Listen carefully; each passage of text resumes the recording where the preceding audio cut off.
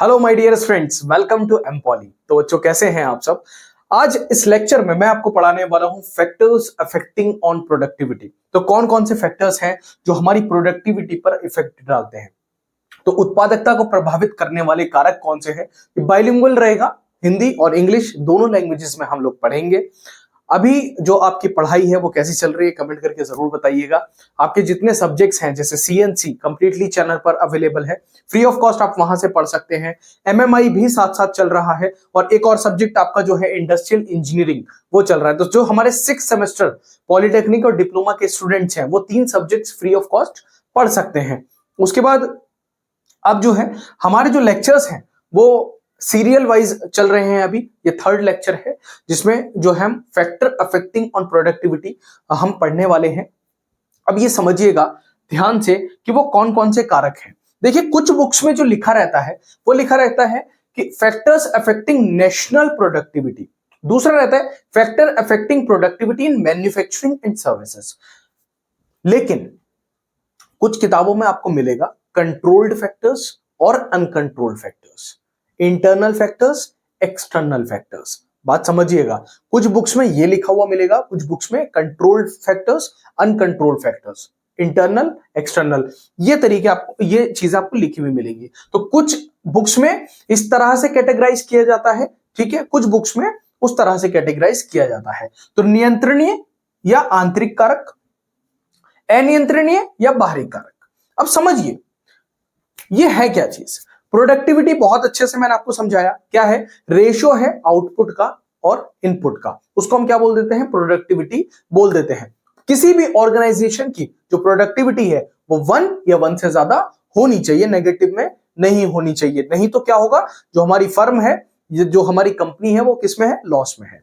अब जो हमारे कंट्रोल्ड फैक्टर्स हैं, कंट्रोल फैक्टर्स और इंटरनल फैक्टर्स कौन से फैक्टर्स होते हैं, वो फैक्टर्स जो क्या है, आंतरिक फैक्टर्स हैं, यानी ऑर्गेनाइजेशन के अंदर है और प्रोडक्टिविटी को इफेक्ट कर रहे हैं। वो कौन से फैक्टर्स हैं, इंटरनल फैक्टर्स हैं। एक्सटर्नल फैक्टर्स कौन से फैक्टर्स हैं, वो फैक्टर्स जो बाहरी फैक्टर्स हैं, जो ऑर्गेनाइजेशन के बाहर हैं, ठीक है, लेकिन प्रोडक्टिविटी को इफेक्ट कर रहे हैं। वो फैक्टर्स कौन से फैक्टर्स कहलाएंगे, एक्सटर्नल फैक्टर्स कहलाएंगे। समझ में आया। इंटरनल फैक्टर्स जो ऑर्गेनाइजेशन के अंदर है, एक्सटर्नल फैक्टर्स जो ऑर्गेनाइजेशन के बाहर हैं। अब समझिए, जो कंट्रोल्ड फैक्टर्स है, हमारे जो इंटरनल फैक्टर्स हैं वो कौन कौन से हैं, जैसे प्रोडक्ट फैक्टर, उत्पाद कारक, टेक्नोलॉजी तकनीकी, मटेरियल एंड एनर्जी सामग्री और ऊर्जा, और 4th आ जाता है हमारा ह्यूमन फैक्टर, मानवीय कारक। ठीक है, इसमें जो सबसे पहला हम पढ़ेंगे वो हम पढ़ेंगे प्रोडक्ट फैक्टर। प्रोडक्ट फैक्टर्स कौन कौन से फैक्टर्स हैं, होते हैं जो इफेक्ट डालते हैं। देखो, हमें ये ध्यान रखना है कि हमारी जो ऑर्गेनाइजेशन है, जो कंपनी है, वो जो भी प्रोडक्ट बना रही है वो बेस्ट हो, सस्ता हो, उसका मटेरियल अच्छा हो, ठीक है, वो सब चीजें क्या है, प्रोडक्ट फैक्टर के कैटेगरी में आती है। वही चीज यहां पे लिखी गई है। In terms of productivity means product factor the extent to which the product meets output requirement product is judgement by its usefulness. यानी कि जो प्रोडक्ट आपने बनाया है वो जिस काम के लिए बनाया गया है वो काम वो पूरा कर रहा है या नहीं कर रहा है। अगर वो उसी काम के लिए, जिस काम के लिए प्रोडक्ट बनाया गया, वो काम अपना वो पूरा कर रहा है, दैट मींस आपका प्रोडक्ट कैसा है, अच्छा है।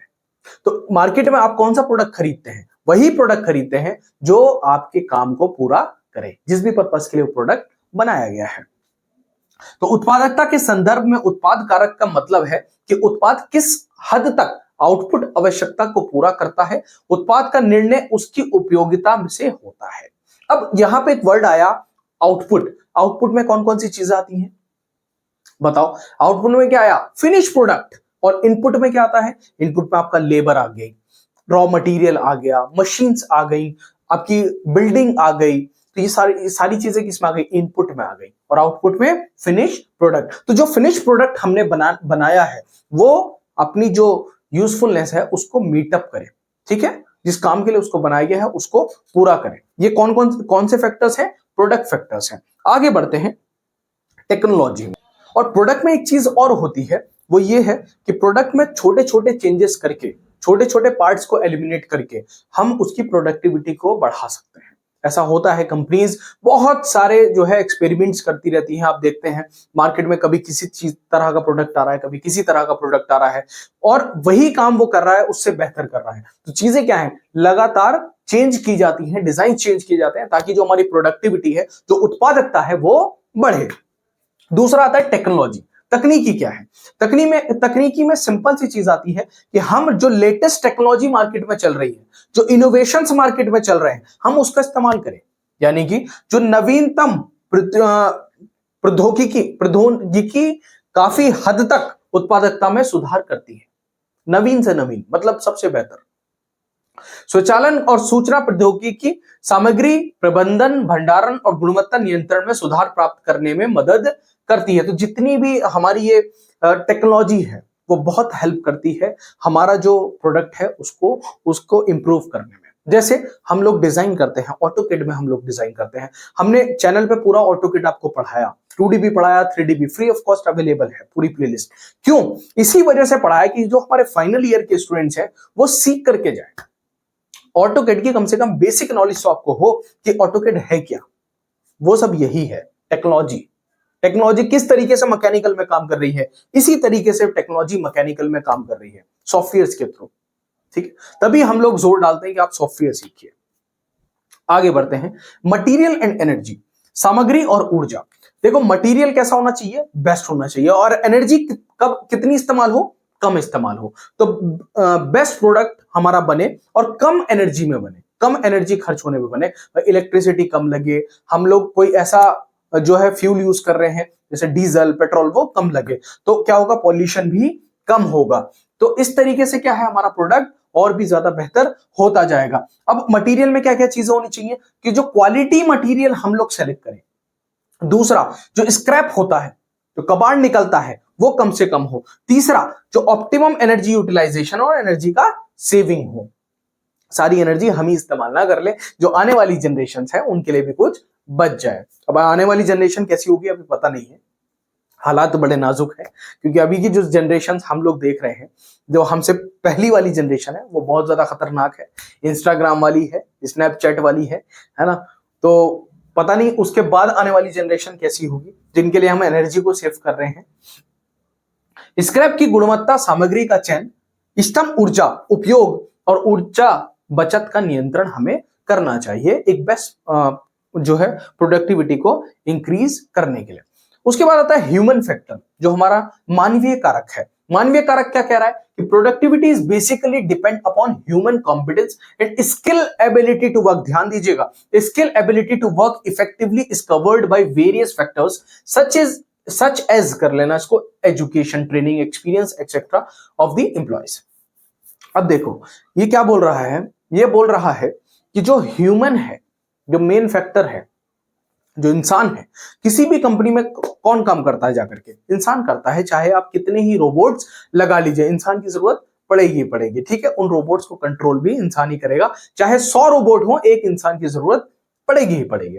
वो इंसान कैसा होना चाहिए, स्किल्ड होना चाहिए, स्किल्ड होना चाहिए। दूसरा, उसकी जो स्किल्स है उनको बेहतर बनाने के लिए लगातार हमें क्या करानी पड़ेगी, उसकी एजुकेशन को इंप्रूव करना पड़ेगा, उसकी ट्रेनिंग करानी पड़ेगी, उसका एक्सपीरियंस जो है वो ऐड होता जाएगा। तो जितना एक्सपीरियंस वो होता जाएगा, उसकी जो ट्रेनिंग, जो स्किल्स हैं वो इंप्रूव होती जाएंगी। तभी क्या होता है, जो भी फील्ड्स हैं उनमें आपकी स्किल्ड आदमी मांगते हैं और एक्सपीरियंस मांगते हैं। एक्सपीरियंस क्यों मांगते हैं, क्योंकि उन्हें पता है कि जो पर्सन एक्सपीरियंस्ड है उसके अंदर वो स्किल्स होंगी जो हमारी जो नीड्स है उसको फुलफिल कर देगी। इसीलिए हर फर्म बोलती है भैया 5 साल का मिनिमम एक्सपीरियंस दिखाओ, 3 साल का दिखाओ, कोई कोई 2 साल का ले लेती है ना। और जो कंपनी फ्रेशर्स को हायर करती है वो बॉन्ड कराती है कि आप 2 साल का हमारे साथ बॉन्ड करिए, तो 6 महीने की ट्रेनिंग और 1.5 साल का काम वो आपसे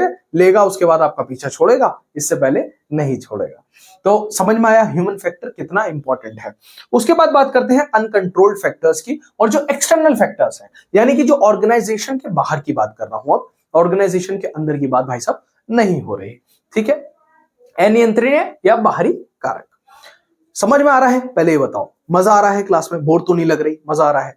अगर मजा आ रहा है तो कमेंट में लिखो हाँ सर मजा आ रहा है। समझ में आ रहा है, क्योंकि मैंने ये चीजें बहुत ही प्लान कर दी हैं, बहुत आसान कर दी है। जब आप इंडस्ट्रियल का पेपर देखेंगे और आप बैठेंगे पेपर देने, ट्रस्ट में आप हंसेंगे कि ये क्या मजाक चल रहा है मेरे साथ। आपके लिए पेपर इतना आसान हो जाएगा अगर आपने सिस्टमेटिकली इन क्लासेस को लिया तो।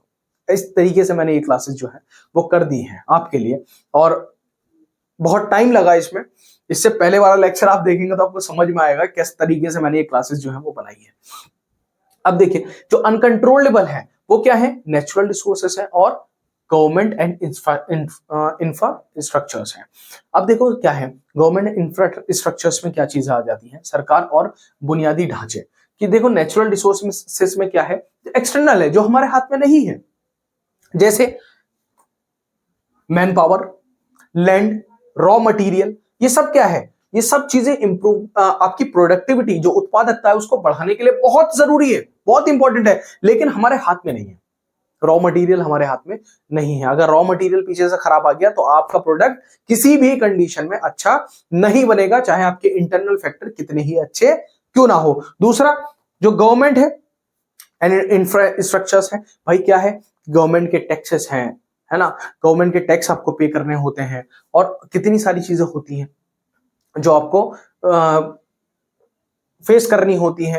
ठीक है, ये चीजें कभी कभी क्या है, किसी ऑर्गेनाइजेशन पे हार्मफुल इफेक्ट भी डाल देती हैं अगर वो गवर्नमेंट के रूल्स के हिसाब से नहीं चल रहा है। तो गवर्नमेंट के हिसाब से आपकी जो है वो फर्म, वो ऑर्गेनाइजेशन चलनी चाहिए, ज्यादा पॉल्यूशन नहीं होना चाहिए, है ना, ज्यादा वेस्ट नहीं होना चाहिए, आपके जो एम्प्लॉयज काम कर रहे हैं आप उनके साथ गलत व्यवहार ना करें, और उनकी सैलरी टाइम पे दें। तो ये सब चीजें भी क्या है, बहुत फैक्टर्स, ये वो फैक्टर्स हैं जो बहुत ज्यादा डिपेंड करते हैं किसी भी ऑर्गेनाइजेशन की प्रोडक्टिविटी पर। ठीक है, तो excessive amount of government regulations में have a harmful effect on productivity. अब गवर्नमेंट के रेगुलेशंस इतने ज्यादा हो गए कि ऑर्गेनाइजेशन को चलाना ही भारी हो गया, तो क्या होगा, उस कंडीशन में ऑर्गेनाइजेशन बंद हो जाएगी। तो ये भी क्या है, एक बहुत बड़ा फैक्टर है जो डिपेंड करता है हमारी ऑर्गेनाइजेशन की प्रोडक्टिविटी पर। क्लियर हुआ, समझ में आया मैं क्या बोल रहा हूं तब से। अब इसके नोट्स कहां मिलेंगे वो समझो। इसके नोट्स एम पॉली के टेलीग्राम चैनल से आपको मिल जाएंगे, जाकर के ज्वाइन कर लीजिए, और इंस्टाग्राम पर मुझे फॉलो करना मत भूलना। इंस्टाग्राम पर फॉलो कर सकते हो, डाउट पूछ सकते हो, ठीक है। और अब अगर नए हो तो प्लीज चैनल को सब्सक्राइब करके जाना, लाइक करना, शेयर करना, बहुत मेहनत लगती है लेक्चर्स बनाने में आपके लिए, तो फ्री ऑफ कॉस्ट है। अभी तक के सारे लेक्चर्स फ्री ऑफ कॉस्ट हैं, तो जो आप कर सकते हैं वो यही कि ज्यादा से ज्यादा शेयर करें, अपने कॉलेज ग्रुप्स में शेयर कीजिए, अपने फ्रेंड से शेयर कीजिए, ठीक है। तो बच्चों, मिलते हैं अपने लेक्चर्स में, तब तक के लिए जय हिंद, जय भारत।